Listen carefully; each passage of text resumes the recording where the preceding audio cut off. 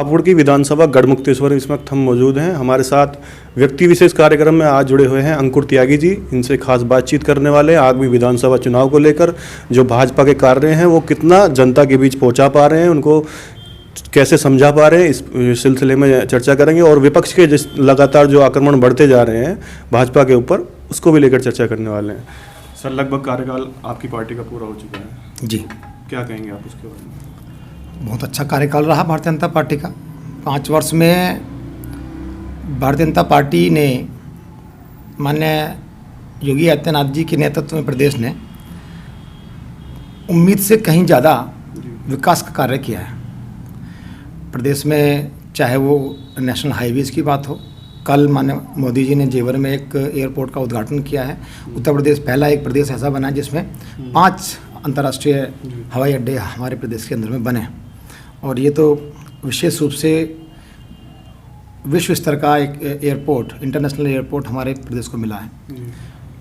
वो स्थान नोएडा जहाँ पे कोई भी मुख्यमंत्री, चाहे वो बसपा से रहा हो या समाजवादी से रहा हो, कोई भी मुख्यमंत्री जाने से कतराते थे, नहीं पहुंचते थे।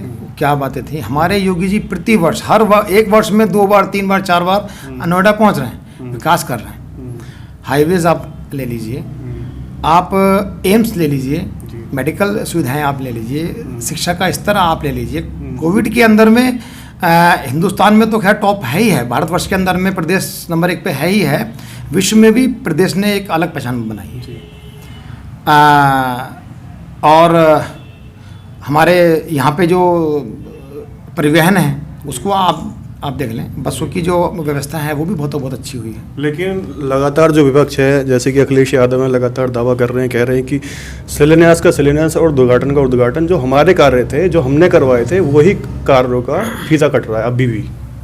जो मैं ये नहीं कह, मतलब इस चीज़ को उनकी जो उन्होंने कहा है, स्वप्न देखना, किसी चीज़ के बारे में एक विचार रखना, चर्चा करना, ये हर व्यक्ति का अधिकार है। हो सकता है उन्होंने कभी अपने समय में इस चीज़ का स्वप्न देखा होगा कि हमारे नोएडा में, जेवर में एक ऐसा एयरपोर्ट बनेगा, लेकिन उस चीज़ को धरातल पे उतारने का काम किया किसने, ये विशेष बात है। स्वप्न देखने में कहीं किसी का कोई पैसा खर्च नहीं होता। आप देखें आराम से, भाजपा की सरकार, माननीय योगी जी की सरकार चीज़ों को धरातल पे उतारने का काम कर रही है। लेकिन वो ये भी कहते हैं कि नफरत की बात करती है, नफरत फैलाती है, समाज को तोड़ने का काम करती है। और लेकिन हम समाजवादी हैं, समाज को जोड़ के चलते हैं एक साथ। पिछले 5 वर्ष में उत्तर प्रदेश के अंदर में आप मुझे एक भी ऐसा वाक़या बताइए जिसके अंदर में हिंदू मुस्लिम या किसी और चीज़ को लेकर के कोई झगड़ा, कोई दंगा, कोई विवाद हुआ हो। अगर हम लोग नफरत फैलाने का काम करते होते तो कोई ना कोई इस तरीके की घटना अवश्य होती। और पिछले जो इससे पूर्व के जो कार्यकाल रहे हैं, चाहे समाजवादी जी के रहे हों, चाहे मायावती जी के रहे हों, आप भली भांति जानते हैं कि कोई ऐसा वर्ष नहीं जाया करता था जिसमें कोई बड़ा झगड़ा, कम्युनल राइट ना होती हो। अब की बार जो 2022 का विधानसभा है वो काफ़ी अहम माना जा रहा है, क्योंकि उसके बाद में लोकसभा चुनाव है। और योगी जी ने ये कहा है, अमित शाह भी ये कह रहे थे कि अगर मोदी जी को दोबारा चुनना है, तिबारा चुनना है मतलब, तो योगी जी को जिताना पड़ेगा। और लेकिन विपक्ष लगातार कह रहा है कि मतलब काम नहीं हुए हैं कुछ भी, और जो है कानून व्यवस्था ख़राब है। लेकिन कानून व्यवस्था तो कहीं ना कहीं तारीफ भी जनता करती है इस चीज़ की। कानून की व्यवस्था और काम की बात विपक्ष का काम है।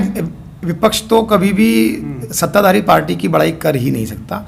ये भी भारतीय जनता पार्टी की खूबी है कि जब अटल बिहारी वाजपेयी जी माननीय प्रधानमंत्री जी थे, उन्होंने अपने विपक्ष में श्रीमती इंदिरा गांधी जी के द्वारा करे गए जो कार्य थे उनकी बड़ाई भी की थी, तारीफ भी की थी। इसको करने के लिए आदमी के अंदर में एक दिल चाहिए, जिगरा चाहिए। भारतीय जनता पार्टी ने जो कार्य किए हैं, चाहे वो प्रदेश में हो चाहे देश में हो, उसके बारे में आम जनता से आप विचार लें। आप जा भी रहे होंगे, बातें भी आप कर रहे होंगे, आपको जानकारी मिलेगी। और रही बात प्रदेश में दोबारा सरकार की, पिछली बार से अधिक सीटों के साथ में हम दोबारा माननीय योगी आदित्यनाथ जी को प्रदेश का मुख्यमंत्री देखेंगे, ये निश्चित है।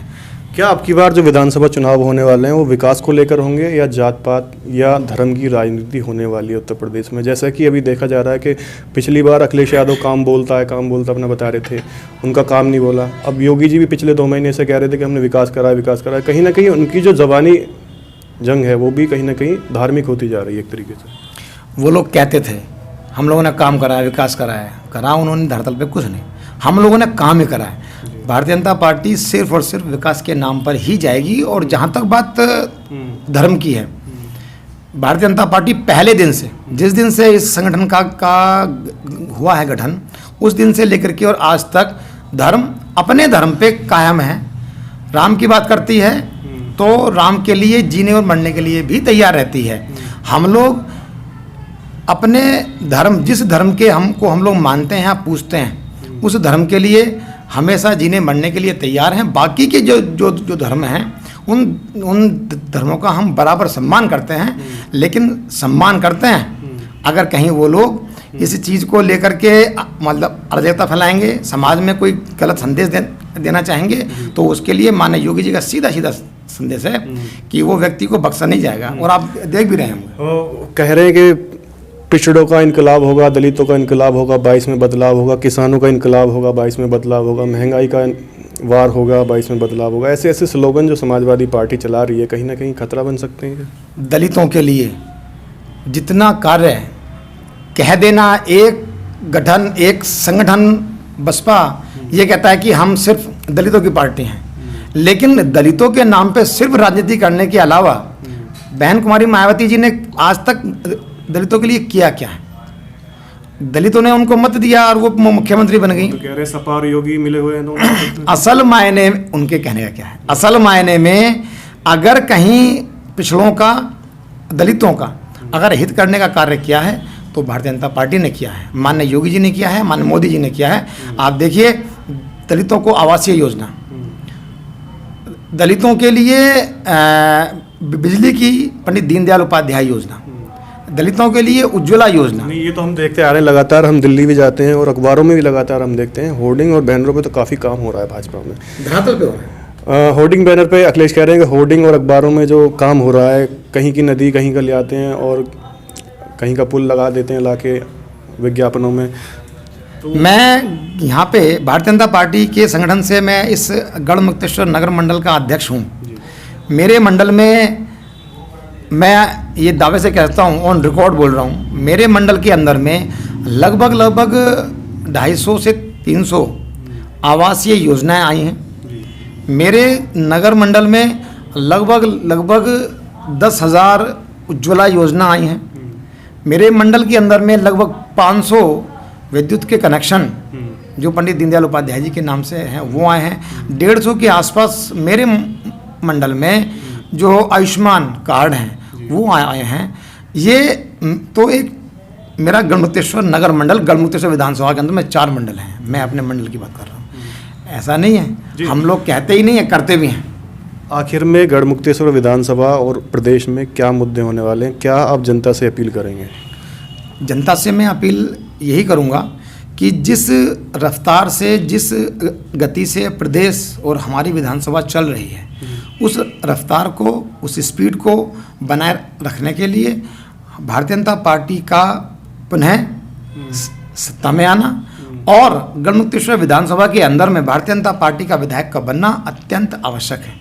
सभी जो मेरे साथीगण हैं, जो मेरे नगर के वासी हैं, मेरे मंडल के वासी हैं, मेरे विधानसभा के वासी हैं, आप सभी से मेरा विनम्र निवेदन है, आग्रह है कि माननीय योगी जी और माननीय मोदी जी को ध्यान में रखते हुए और भारतीय जनता पार्टी के द्वारा जो करे गए कार्य हैं उन कामों को देखते हुए भारतीय जनता पार्टी को ही मत करें और फिर से पुनः अपने प्रदेश में भारतीय जनता पार्टी की सरकार बनाएं।